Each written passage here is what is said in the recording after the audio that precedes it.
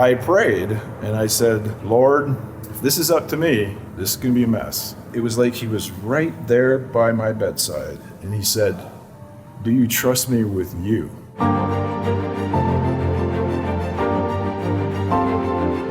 want to welcome you back again for another story answering the question, is God active? Today, I am here with my cousin Grant Corbett, and he is going to share a story that maybe you're even wondering as you're looking, you're saying, what is that on his face? Well, today you're going to hear a story, and I want you to pay attention. Grant, glad you're here. Luke, great to be here with you. And man, the story that I get to tell you today is actually an amazing story. It's really not my story, it's God's story. I'm just a participant. But when I was 19 years old, I had graduated from high school in Canada and gone to school down in California. And my brother and I at Thanksgiving had decided that we were going to get all our exams done and then get on the road, headed for home. And actually, Carla, your sister, my cousin, was also with us. And we packed everything up and started driving. And we're going to drive all night and just trade off. When one got tired, the other would trade off. So that's what we did. And we were on I-5, and it was about 5 o'clock in the morning, right when the sun it's just the worst time of day. And we're on I-5 near Cottage Grove, Oregon.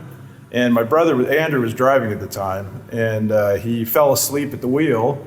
And right where we went off the interstate, where there was a trailer that was left, a utility trailer, flat tire, somebody had left a trailer on the side of the interstate.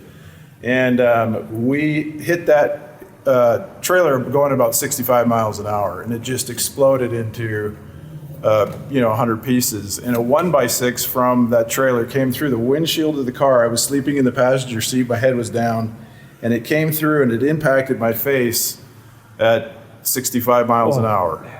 And it basically just obliterated the left side of my face. It took off my nose, crushed my eye, took off my left cheek, everything was gone.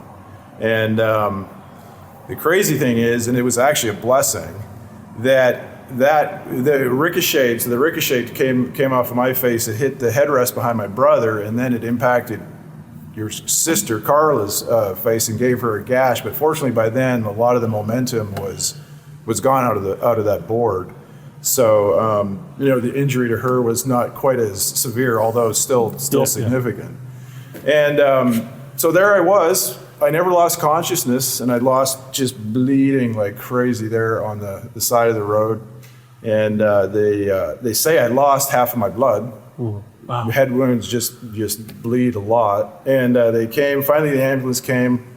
I only remember just a little bit riding in the ambulance and just struggling for air because there was so much congealed blood that had come down my throat as my airway was restricted, and I was just fighting. But then my brother Andrew was there in the ambulance with me, and so when I'd fight, I could hear his voice. He'd say, "Hey, Grant, calm down," and I'd recognize the voice. Oh. And I'd lay still, and then I'd start fighting again. And it was this way all the way to the ER.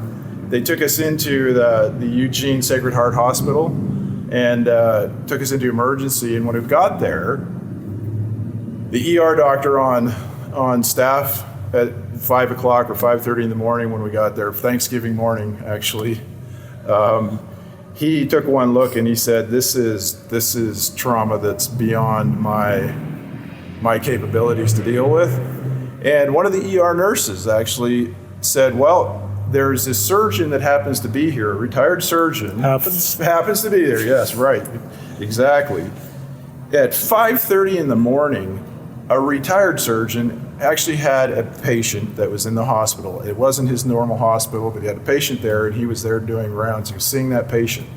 And he was a surgeon who was one of the first surgeons on the West Coast to actually take a guy that was in a logging accident who had almost completely severed his arm, and he took that arm and basically sewed it all back so that he had functionality back in his arm. He didn't lose his capacity.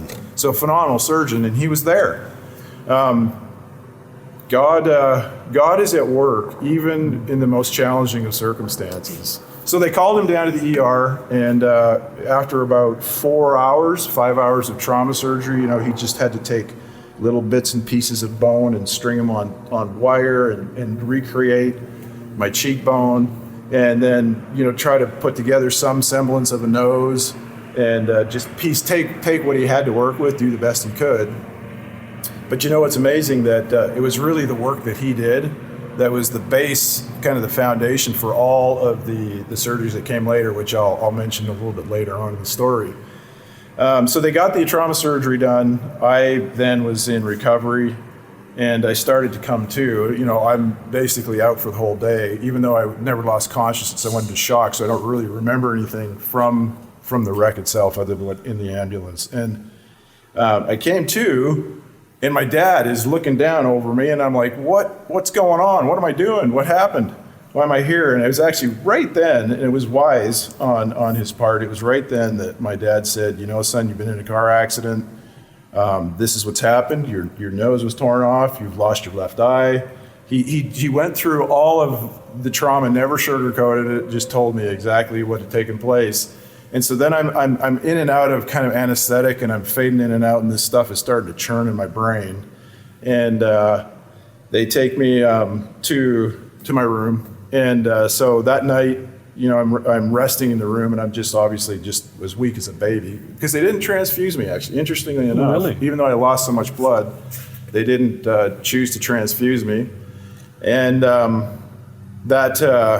next day, they, I was there early in the morning. I now was fully awake, and I started to realize, obviously, that things were going to be different. And I remember in the quietness of my room, the nurses were changing shifts. My parents and my brother had not come to the hospital yet. And I was laying there in my bed, and the tears were just streaming down my right cheek because it was the only one I had. And it was at that moment that I knew I faced two choices. And I prayed, and I said, Lord, if this is up to me, this is not good. This is going to be a mess. And it was like he was right there by my bedside, and he said, "Do you trust me? Wow. Do you trust me with you?" And I answered and said, "Yes, I will trust you with me." And it was then that the tears started to dry up, and the determined resolve started to set in that you can only understand if you're Corbett or Hyman. And I determined then and there in that hospital bed that I would never quit, I would never give up, and that I would be everything I possibly could be for his name's sake and glory. The day came, the doctors then started to come in, and they were doing their different tests and things. And there's a vitally important point that really started to settle in my mind then as well, and that was this: what happens to us matters, but it's what we do with what happens to us that counts. Right. And we are fearfully and wonderfully made. God has given us the ability to make decisions and choices. We're free to make choices. That means that we do not have to be the product of circumstances, environment, all of those things. We have the ability to choose by God's grace and through his strength to become something different. And we can look for the gold that will be in the trauma and the pain and all of these things, and let God bring that out. It's not something you hear too often when people are talking about trauma and pain, like gold pulling out of there. No, it's not. But this is actually the way God works. And so I just was there in that room, and I was weak as a baby, but these things were just burning through my brain at that point in time. And then a little later in the day, the doctors came in to start telling me how life was going to be different and all the things I wasn't going to be able to do, one of which was fly. Okay. And we're standing here in the hangar with an airplane, and we'll talk a little bit more about that later. But I was told I wouldn't be able to fly because obviously I had gone from binocular to monocular, just like that, depth perception issues, all these issues are factors. And, I heard them, but I didn't hear them because I had made my decision. I was going to go for it. Day 3 came. Nurses brought my clothes. I'm still weak as a baby. They said, you know what, we're you can be discharged. So think about it, 3 days, half your blood, 3 days, that kind of trauma. It's real. No, it does. When I think back on it now, I'm like, that's insane.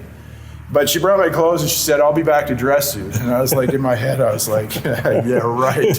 Yeah, right, you're going to dress me. So she leaves, and it took every ounce of strength I had, but man, I put my clothes on. And then she came back and she was surprised, and then she says, well, I'll go get the wheelchair so we can wheel you out. And I said, nope, I'm going to walk out of here. And these were like the first pieces or the first decisions or the first elements of moving forward and saying, this isn't going to beat me. By God's grace, I am going to move forward. And so I walked out. It took me 20 minutes to do a walk that should probably take 3 or 4, but I did it. Wow. And I climbed in Mom and Dad's car. We headed home. And 3 weeks after the wreck, so lost half of my blood, face ripped apart. 3 weeks after the wreck, I was in my dad's heavy equipment, driving his loaders, loading gravel trucks. I was driving. I was snowmobiling. 4 weeks later, I was skiing. That was under a doctor's note? No doctor's note. I didn't want doctor's note. Sometimes it's better to ask for forgiveness than permission. So the recovery was just unexplainable, really, for all the trauma that had taken place. And then I ended up after that, it was Christmas time, because the wreck happened at Thanksgiving. I was home through Christmas. Actually, my brother recorded all my classes that I was missing.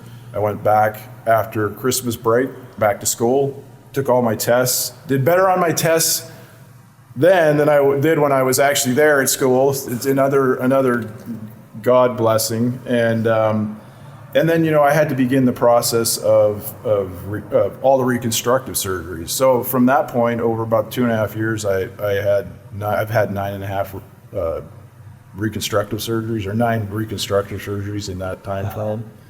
And the most significant reconstructive surgery was actually, I want to say it was, if I'm not mistaken, it was about 6 hours. Oh, wow. And they actually, they cut me from ear to ear. They peeled my face off, took out a piece of my rib, rebuilt my nose, rebuilt the orbit of my eye, and then put it all back together. They did a good job. They did a good job, but again, those plastic surgeons, they said that the work that initial trauma surgeon did in the ER there that morning, they said it was laid the foundation for everything they were able to do in the surgeries that took place.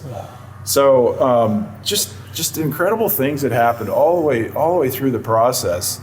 And also at the time that the wreck happened, my sister was at optometry school in Pacific Grove in Oregon. And one of her professors was Dr. Bradley Coffey, and he had pioneered the field of sports vision therapy for U.S. Olympic athletes. And he was like, she went to him and said, what can I do to help my brother with his vision? And he's like, well, what happened? So she told him the story. And he's like, oh man, can I take him on as a case study? Because I've never seen someone who was binocular go down a monocular like that, and then track the progress of the one eye. So I became a lab rat. And I went in for the first while, every 3 months. Went in, and he put me through all kinds of tests, depth perception tests, and he just hammered me. But all of it was good because it forced my eye to adjust, to change. And by the time, after 2 years of going and spending time with him and going through the tests and doing the exercises and all that stuff, I gained back basically almost complete full depth perception. One of the things that's hard to believe, but it's true, is that I can see 3-dimensionally. When you're monocular, you're not supposed to be able to do that. That's a God blessing. Wow. Right there. And then I had the opportunity a little later on, after I graduated from college, to go to flight school, because I was determined to get my pilot's license. They told me I couldn't fly, and so I was determined. And I went to flight school, And, I had just an amazing instructor, and he said, I can teach you how to fly. I don't know if you can get your pilot's license. He taught me how to fly, and then the FAA was like, there's no way, none of your instructors can certify this guy. He said, we're going to have to send somebody from Washington, D.C. down to the school and to test him in the airplane. So they did, and I'm standing here today, and I have my pilot's license. Wow. So God is good, and God will take the worst of circumstances if we'll let him, if we'll give it to him, if we'll trust him, and he will bring the most amazing things out of it that we can't even begin to comprehend. And man, I'm just blessed. Wow. Yes, you are. There's a text in the Bible, and it comes out of Jeremiah chapter 17. And there's a few verses that I want to read today, from verse 5 to verse 8. And this is what the Bible says. This is what the Lord says. Cursed are those who put their trust in mere humans, who rely on human strength, and turn their hearts away from the Lord. They are like stunted shrubs in the desert, with no hope for the future. They will live in a barren wilderness, in an uninhabited, salty land. But in verse 7, we got this thing, it's a word, it's but. And when you're reading the Bible, you always need to look for but. And then it says, but blessed are those who trust in the Lord. When you made that decision, you were there. Do you trust me with you? Blessed are those who trust in the Lord and have made the Lord their hope and confidence. They are like trees planted along a riverbank whose roots are deep into the water. Such trees are not bothered by heat or worried by long months of drought. Their leaves stay green and they never stop producing fruit. As you heard this story today, and as I listened, and as Grant shared this story, you might be thinking of times in your life where maybe you're in the middle of it right now, where you're on that critical moment where you're deciding your future is in front of you and you're looking at what's happened. And it could be anything. And you might be trying to figure out, maybe my life's over. The way I see it, everything I've had planned, it's looking different. Grant's eye, it's never going to come back. He's got a patch on his eye, but God works amidst the drought. In this verse, it says the droughts come, the heat come, but the roots are deeper than shallow waters, than the surface. Don't put your roots on the surface. Plant them in the Lord. And today I want to invite you to take that. Plant your roots with the Lord. Trust him. Don't trust in mere humans. And join us next week as we continue answering the question, is God active?